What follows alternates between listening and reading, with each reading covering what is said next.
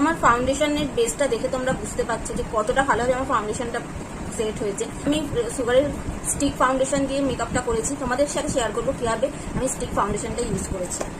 Dark spot, পিগমেন্টেশনস, dark circles আমি already correction করে নিয়েছি। তো বেসিক্যালি আমি তোমাদের সাথে স্টিক ফাউন্ডেশনের অ্যাপ্লিকেশন দেখাবো। আমার এটা হচ্ছে বেস্ট ফাউন্ডেশন, হাই কভারেজ, অনেকক্ষণ স্টে করে, খুব ভালো ফাউন্ডেশন এটা। আমার শেড হচ্ছে 25। আমি এটাকে এরকম ফার্স্টে অ্যাপ্লাই করে নিচ্ছি। তোমরা হয়তো ভাববে যে এরকমভাবে অ্যাপ্লাই করাটা আনহাইজিনিক, ডেফিনেটলি আনহাইজিনিক, বাট আমি তোমাদেরকে দেখাচ্ছি আমি কি করি। তো ফার্স্টে আমি অ্যাপ্লাই করে ভালো করে স্প্রেড করে দিচ্ছি। ট্যাবিং মোশনে আমি জাস্ট ফাউন্ডেশনটাকে স্প্রেড করছি। আন্ডার আইস বাদ রাখবে সবসময়, যাদের প্রচন্ড ডার্ক সার্কেল, পিগমেন্টেশন, আন্ডার আইসটাকে অ্যাভয়েড করবে।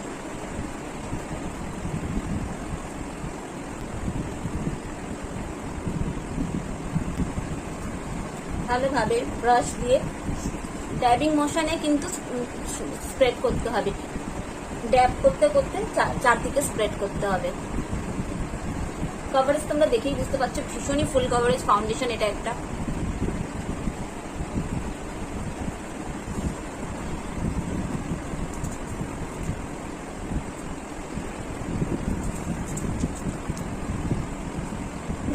ভালোভাবে ফাউন্ডেশনটাকে ব্রাশের সাহায্যে আমি অ্যাপ্লাই করে নিয়েছি। আমি কাপশন লাইসেন্সের এরকম ব্রাশ ইউজ করি ফাউন্ডেশন অ্যাপ্লিকেশনের জন্য, খুব ভালোভাবে অ্যাপ্লাই হয়।